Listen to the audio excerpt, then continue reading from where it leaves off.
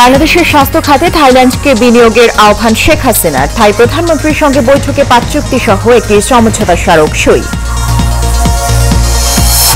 তীব্র তাপপ্রবাহে বিপর্যস্ত জনজীবন। চুয়াডাঙ্গার সর্বোচ্চ তাপমাত্রার রেকর্ড 42.7 ডিগ্রি সেলসিয়াস। মের প্রথম সপ্তাহে স্বস্তির আভাস আবহাওয়া অধিদপ্তরের। এবং তীব্র তাপদাহে সরবরাহ কমের অজুহাতে বেড়েছে সবজির দাম। বাড়তি দরে বিক্রি হচ্ছে আলু, পেঁয়াজ। সিন্ডিকেটকে দুষছেন ক্রেতারা।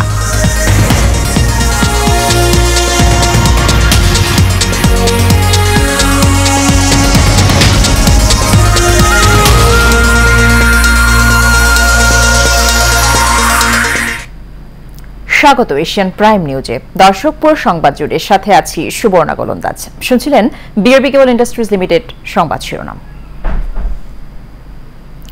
বাংলাদেশের স্বাস্থ্য খাতে থাইল্যান্ডকে বিনিয়োগের আহ্বান জানিয়েছেন প্রধানমন্ত্রী শেখ হাসিনা। শ্রেথা থাভিসিনের সঙ্গে দ্বিপাক্ষিক বৈঠকে তার কার্যালয়ে যৌথ ব্রিফিং এ আহ্বান জানান শেখ হাসিনা। এর আগে সকালে প্রধানমন্ত্রী শেখ হাসিনা গভর্নমেন্ট হাউসে পৌঁছান। এই সময় থাই প্রধানমন্ত্রী জাঁকজমকপূর্ণ অনুষ্ঠানের মাধ্যমে বাংলাদেশের প্রধানমন্ত্রীকে স্বাগত জানান। এ সময় বাংলাদেশের সরকার প্রধানকে লাল গালিচা সংবর্ধনা এবং গার্ড অব অনার প্রদান করা হয়। বৈঠকে 5 চুক্তি সহ একটি সমঝোতা স্মারক সই করা হয়। এছাড়া দুদেশের মধ্যে মুক্ত বাণিজ্য চুক্তির জন্য একটি আগ্রহপত্র বা লেটার অফ ইন্টেন্ট স্বাক্ষর করেন প্রধানমন্ত্রী শেখ হাসিনা।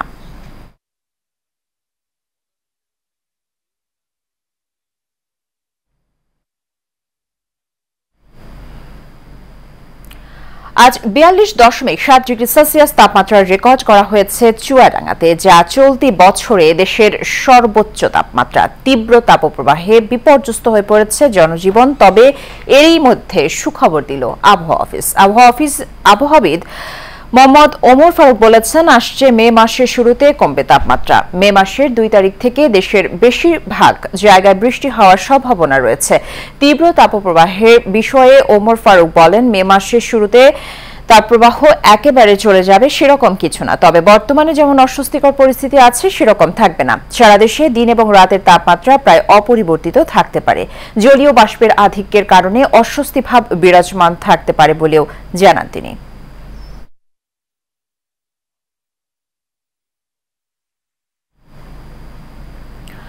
সরবরাহের ঘাটতির দোহাইয়ে বাজারে দাম বেড়েছে সব ধরনের সবজির। 60 টাকায়ও মিলছে না কোনো সবজি। অস্বস্তি রয়ে গেছে মাছ মাংসের দরেও। এমন বাস্তবতায় ক্রেতারা এখন নারাজ বাজার নিয়ে কোনো মন্তব্য করতে। কাউসার আহমেদের রিপোর্টে বিস্তারিত। জনজীবনের সবখানেই পড়েছে গরমের প্রভাব। তীব্র রোদে সতেজতা হারিয়েছে বাজারের সবজিগুলো। একই সাথে কমেছে সরবরাহ, ফলে বেড়েছে সব ধরনের সবজির দাম। ঈদ পরবর্তী সবজির বাজার অনেকটাই নাগালের মধ্যে ছিল সব ধরনের ক্রেতাদের। তবে গরমের কারণে প্রতিটি পণ্যেরই দাম বেড়েছে কেজিতে 10 থেকে 20 টাকা। বেড়েছে আলু, পেঁয়াজের দাম। অস্বস্তি রয়ে গেছে মাছ মাংসের বাজারেও। যত দিনে দিনে গরম বাড়তেছে ততই দামও বাড়তেছে। যেমন আগে অনেক মাল আসতো, যেমন 5 ট্রাক 6 ট্রাক, অনায় 2 ট্রাক 1 ট্রাক। ঈদের আগেও 50 টাকা ছিল, ঈদের পরে দাম একটু বাড়ছিল, এখন আবার আগের মতোই হয়ে গেছে 50 টাকা কেজি। আর পেঁয়াজ ঈদের আগে বিক্রি করছিলাম 50 টাকা, ঈদের পরে এখন 60 টাকা বিক্রি করতেছি, কেজিতে 10 টাকা বাড়ছে। অন্যান্য পণ্যের দাম বিক্রি হচ্ছে আগের বাড়তি দামেই। ভরা মৌসুমেও চাউল বিক্রি হচ্ছে বেশি দামে। গরমে বেচা কিনা খুবই খারাপ যাইতেছে আমাদের। আমরা মনে করেন কুল কিনারা পাইতাছি না দোকানদারি কইরা। তারপরে জিনিসপাতির দাম কিছুটা বাড়তি আছে, কিছুটা কম আছে। বড় মৌসুম সবচেয়ে বড় মৌসুম। আমরা আশা করি যে বাজার কমবো, কিন্তু চাউলটা এখনো বাজারে অ্যাভেলেবেল হওয়া নাই। মাত্র ধান কাটা লাগছে। ধান যখন একটু কাটা হবে, সব কোম্পানির চালগুলি বাজারে আসবে, অবশ্যই কিছুটা কমার আশা আমরা করতেছি। বিগত সময়ে ক্রেতারা বাজার নিয়ন্ত্রণে সরকারের হস্তক্ষেপ কামনা করলেও এর কোনো প্রভাব না পড়ায় নারাজ তারা। স্পেসিফিক্যালি কিছু বলতে চাচ্ছি না, কারণ সবাই তো সব কিছু বলতেছে। আর দরদাম নিয়ে আসলে বাজার করতে আসে মনে একটা বিড়ম্বনা। যারা প্রশাসনে আছে তারাই হলো ভালো বলতে পারবে যে কি করলে তো এটা সমাধান হবে। কৃষকরা তো ডেফিনেটলি দাম পাচ্ছে না, এটা সবাই জানে, একদম open secret. Kawsar Ahmed, Asian television, Dhaka.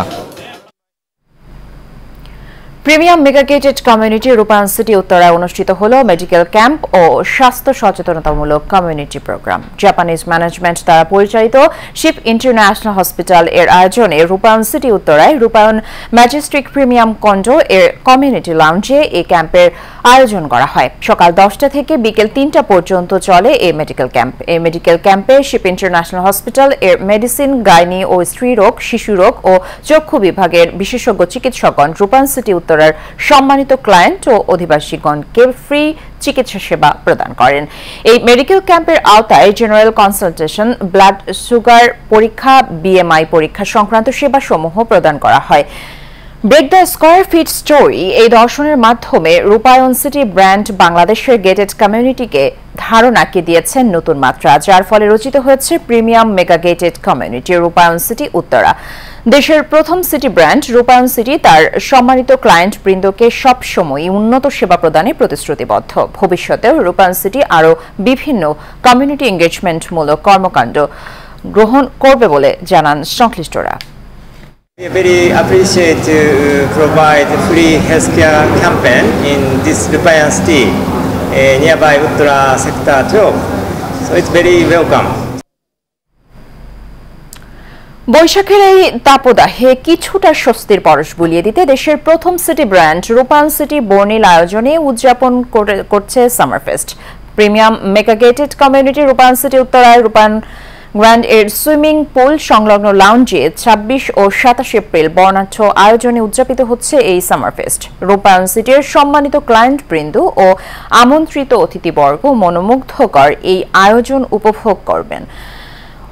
রূপায়ণ সিটি ব্র্যান্ড সবসময় দেশের সংস্কৃতিকে ধারণ করে, তারই ধারাবাহিকতায় সামার ফেস্টের অংশ হিসেবে রয়েছে বাংলার চিরায়ত বাউল সঙ্গীত ও বিশেষ কবিতা আবৃত্তির আসর। দেশীয় সংস্কৃতির চেতনায় উদ্বুদ্ধ হয়ে রূপায়ণ সিটি ভবিষ্যতেও আরও বিভিন্ন আনন্দমুখর উৎসব আয়োজনের ব্যাপারে প্রতিশ্রুতিবদ্ধ বলে জানান সংশ্লিষ্টরা।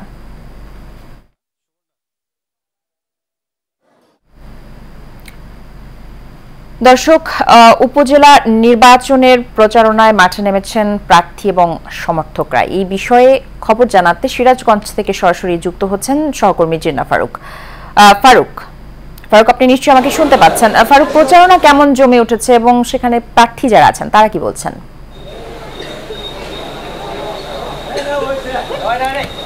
সুমন, আপনি যেমনটা বলছিলেন, উপজেলা পরিষদ নির্বাচনের প্রথম ধাপের যে নির্বাচন সেটা কিন্তু সিরাজগঞ্জের যে সদর উপজেলা সেটা কিন্তু 8ই মে অনুষ্ঠিত হবে। তো আমরা দেখছি যে সকাল থেকে যে প্রার্থীরা বিভিন্ন হাটে বাজারে গণসংযোগ করছেন, উঠান বৈঠক করছেন এবং বিভিন্ন প্রতিশ্রুতি দিয়ে কিন্তু ভোটারদের দ্বারে দ্বারে যাচ্ছেন। আমরা একটু কথা বলতে চাই, একজন প্রার্থী এখানে আছেন যিনি রাশেদ ইউসুফ জুয়েল চেয়ারম্যান পদে প্রতিদ্বন্দ্বিতা করছেন। আমরা দেখছি যে উনি এখনো উঠান বৈঠক করছেন, আসলে ভোটারদের কাছে যাচ্ছেন। আপনি আসলে কেমন সাড়া পাচ্ছেন এবং ভোটারদের কি কি প্রতিশ্রুতি দিচ্ছেন? আসলে ষষ্ঠ জাতীয় উপজেলা পরিষদ নির্বাচনে আমি চেয়ারম্যান পদপ্রার্থী হিসাবে সিরাজগঞ্জ সদর আসন থেকে প্রতিদ্বন্দ্বিতা করছি এবং আমরা ভোর থেকে মধ্যরাত অবধি ভোটারদের কাছে যাচ্ছি, উঠান বৈঠক করছি, হাটে ঘাটে মাঠে বিভিন্নভাবে প্রচারণা করছি এবং মানুষের কাছ থেকে আসলে প্রচণ্ড সাড়া পাচ্ছি। আপনারা দেখছেন যে ইতিমধ্যে আপনার সারা বাংলাদেশে বর্তমানে যে রৌদ্রের যে প্রখর তাপ, মানুষের জীবন অতিষ্ঠ, তার মধ্যেও হাটে ঘাটে মানুষের মধ্যে আমরা ছুটে যাচ্ছি এবং মানুষের মধ্যে যথেষ্ট উৎসাহ এবং এই নির্বাচনে মানুষ ইনশাল্লাহ আমাদের ভোট দিতে আসবে এবং নির্বাচনের প্রতি যথেষ্ট উৎসাহ লক্ষ্য করা যাচ্ছে। মানুষ পরিবর্তন চায় এবং পরিবর্তনের মধ্যে দিয়েই আজকে তরুণ প্রজন্ম যে আমরা নির্বাচনের যে মানুষকে প্রতিশ্রুতি দিচ্ছি যে আমাদের গ্রামীণ অবকাঠামো রাস্তাঘাটগুলো উন্নয়ন করব এবং আপনার ধরেন যে সরকারের বিভিন্ন এই গ্রাম অঞ্চলে যে ছোট ছোট কিছু রাস্তাঘাটগুলো আছে এবং সাধারণ মানুষ সরকারের যে কিছু সামাজিক সুযোগ সুবিধা আছে এগুলো আমরা মানুষের কাছে বলতেছি এবং উপজেলা পরিষদের যে মানুষ একদম তৃণমূল পর্যায়ের মানুষের জন্য যে আসলে যে চাহিদাগুলো সেটা আমরা একদম স্থানীয় সরকার থেকে তাদের একদম তৃণমূল পর্যায় পর্যন্ত মানুষের কাছে বোঝাচ্ছি এবং তাদের যে সকল অসুবিধা আছে সেই অসুবিধাগুলো আমাদের সরকারের মাধ্যম দিয়ে আমরা আমাদের উপজেলা পরিষদের মধ্যে দিয়ে তাদেরকে সেগুলো পূরণ করব এবং স্কুল কলেজ মাদ্রাসা সহ সকল প্রতিষ্ঠানগুলোতে আমরা আমাদের আমরা আমাদেরকে সহযোগিতা দেব এবং উন্নয়ন কর্মকাণ্ড পরিচালনা করব। কারণ আমি মনে করি যে এই অঞ্চলের জনগণ তরুণ প্রজন্মের প্রার্থী। আমরা দেখছি যে এখানে তো বেশ কয়েকজন প্রার্থী রয়েছে, তো আসলে আপনাকে কেন মানুষ ভোট দিবে? আপনার মাঠের কেমন সাড়া পাচ্ছে ভোটারদের মাঝে? আসলে এখানে আমি মনে করি যে আমি তরুণ প্রজন্মের একজন প্রার্থী হিসাবে আমি কাজ করে যাচ্ছি এবং প্রত্যেকটি ভোটারের পাশে আমি দাঁড়ে একদম সকাল থেকে রাত অবধি যেহেতু আমি ঘুরছি এবং মানুষের চাহিদা অনুযায়ী মানুষ জানে যে আমার মাধ্যম দিয়ে আসলে তাদের যে উন্নয়নের যে কর্মকাণ্ড দীর্ঘদিন যে সেই উন্নয়ন কর্মকাণ্ড তাদের দ্বারে পৌঁছে দিতে পারবো এবং তাদের সুখে দুঃখে পাশে আমি থাকতে পারবো। আপনি শুনছিলেন যে আসলে যিনি আসলে আমরা দেখছি যে রাশেদুল জুয়েল যিনি উপপ্রতিনিধির চেয়ারম্যান পদে, তো আমরাও যে প্রার্থী রয়েছে তাদের সাথে কথা বলেছি, তারাও কিন্তু আসলে জনগণের মাঝে যাচ্ছে এবং ভোটারদের কাছে বিভিন্ন প্রতিশ্রুতি জনসাধারণ যারা জানিয়েছেন, যেটা ভোটাররা তারা যেটা জানিয়েছেন যে আসলে সুখে দুঃখে পাশে পাবে, যে প্রার্থীকে পাশে পাবে তাকেই ভোট দিবে। তো এই ছিল আমার কাছ থেকে সিরাজগঞ্জ উপজেলা পরিষদের প্রচারণার সর্বশেষ অবস্থা। সুবর্ণা। ফারুক, আপনাকে ধন্যবাদ। দর্শক, উপজেলা নির্বাচনের বিস্তারিত খবর জানাচ্ছিলেন সহকর্মী জিনা ফারুক। এবারে সারা বাংলার খবর।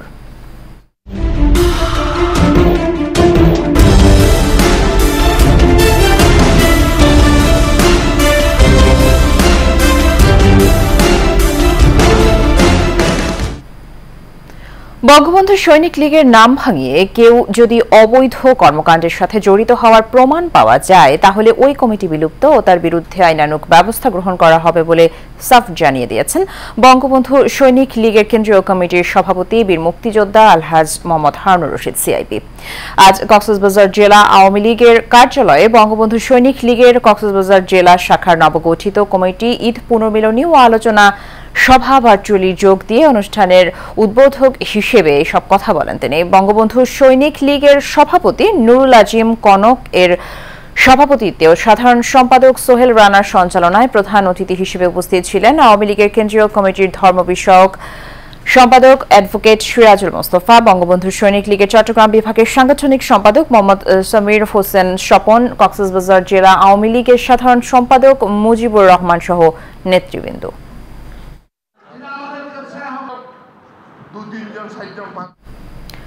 মাদারীপুরে ইজি বাইক চালকদের দীর্ঘদিনের সমস্যার স্থায়ী সমাধান করলেন বঙ্গবন্ধু সৈনিক লীগের মাদারীপুর জেলা সভাপতি জাহিদ হাসান ও মাদারীপুর ৩ আসনের সাংসদ শাহজাহান খানের পুত্র মাদারীপুর সদর উপজেলা পরিষদ নির্বাচনের চেয়ারম্যান প্রার্থী আসিফুর রহমান খান।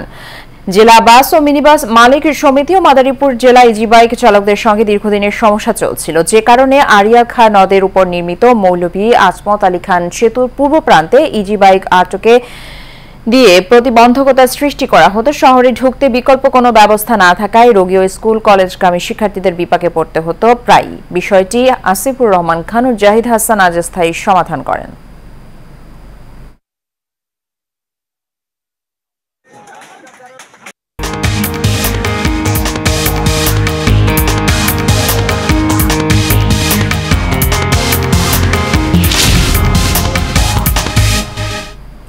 আন্তর্জাতিক সংবাদ।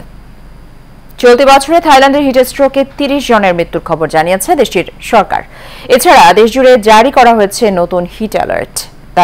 থাই স্বাস্থ্য মন্ত্রণালয় জানায় এ বছর 1 জানুয়ারি থেকে চলতি মাসের 17 তারিখ পর্যন্ত তীব্র তাপদাহে 30 জনের মৃত্যু হয়েছে, যেখানে গত বছরে মোট মৃত্যু হয়েছিল 37 জনের। রাজধানীর ব্যাংককে এ বছর তাপমাত্রা 52 ডিগ্রি সেলসিয়াসের উপরে ওঠার সম্ভাবনা থাকায় তীব্র হিট অ্যালার্ট জারি করেছে কর্তৃপক্ষ। গতকাল দেশটির তাপমাত্রা 40 ডিগ্রি সেলসিয়াস পর্যন্ত রেকর্ড করা হয়েছে।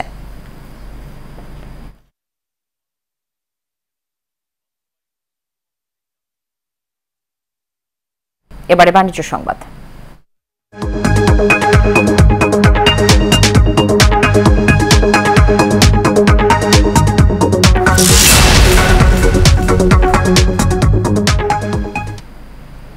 দেশের এনার্জি খাতকে রূপান্তরিত করতে এবং শক্তি সঞ্চয়ের সুযোগ বৃদ্ধি করতে লুমিনাস এবং ডিপিটি স্থানীয়ভাবে জাম্বো টিউবলার ব্যাটারি তৈরির জন্য বাংলাদেশের প্রথম অত্যাধুনিক কারখানা চালু করেছে।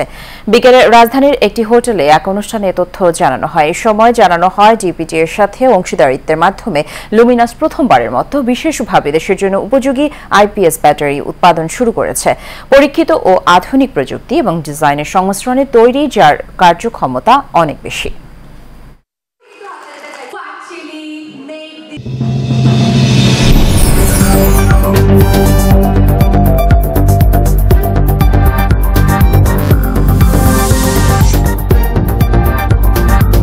এবার এইচএম স্টিল চট্টগ্রাম সংবাদ। চট্টগ্রাম মহানগর যুবলীগ 15 নম্বর বাঘমনিরাম ওয়ার্ডের উদ্যোগে চট্টগ্রাম জেলা শিল্পকলা একাডেমিতে বর্ষবরণ অনুষ্ঠিত হয়েছে। এতে স্বাগত বক্তব্য রাখেন 15 নং বাঘমনিরাম ওয়ার্ড যুবলীগের আহ্বায়ক ইকবাল হোসেন জনি। শুভেচ্ছা বক্তব্য রাখেন বাঘমনিরাম ওয়ার্ড কাউন্সিলর ভারপ্রাপ্ত মেয়র গিয়াসউদ্দিন ও মহানগর যুবলীগের সভাপতি মাহবুবুল হক সুমন এবং সাধারণ সম্পাদক দিদারুল আলম সহ অনেকে। এ সময় বক্তারা বলেন, যুবলীগকে শুধু মানবিক দিক দিয়ে নয়, শিল্প ও সাংস্কৃতিক চর্চায় মননশীল হতে হবে।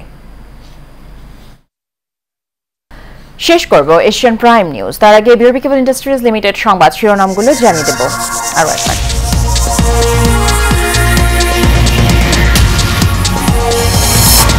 বাংলাদেশের স্বাস্থ্য খাতে থাইল্যান্ডকে বিনিয়োগের আহ্বান শেখ হাসিনার। থাই প্রধানমন্ত্রীর সঙ্গে বৈঠকে 5 চুক্তি সহ একটি সমঝোতা স্মারক সই। তীব্র তাপপ্রবাহে বিপর্যস্ত জনজীবন। চুয়াডাঙ্গায় সর্বোচ্চ তাপমাত্রার রেকর্ড 42.7 ডিগ্রি সেলসিয়াস। মেয়ের প্রথম সপ্তাহে স্বস্তির আভাস আবহাওয়া অধিদপ্তরের। এবং তীব্র তাপদাহে সরবরাহ কমের অজুহাতে বেড়েছে সবজির দাম। বাড়তি দরে বিক্রি হচ্ছে আলু পেঁয়াজ। সিন্ডিকেটকে দুষছেন ক্রেতারা।